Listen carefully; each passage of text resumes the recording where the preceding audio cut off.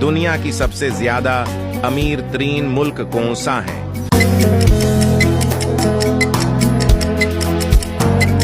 इसका जवाब है लक्समबर्ग। दुनिया में सबसे ज्यादा पहाड़ किस मुल्क में वाक़ई हैं?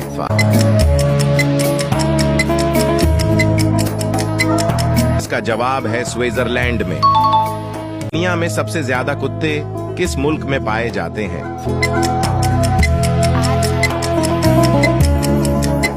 इसका जवाब है अमेरिका में।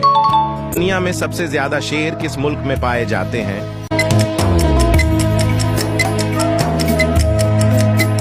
इसका जवाब है इंडिया में। दुनिया में सबसे ज्यादा गद्दे किस मुल्क में पाए जाते हैं?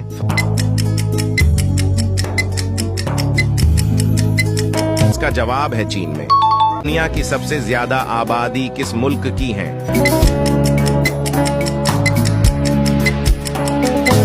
इसका जवाब है इंडिया की।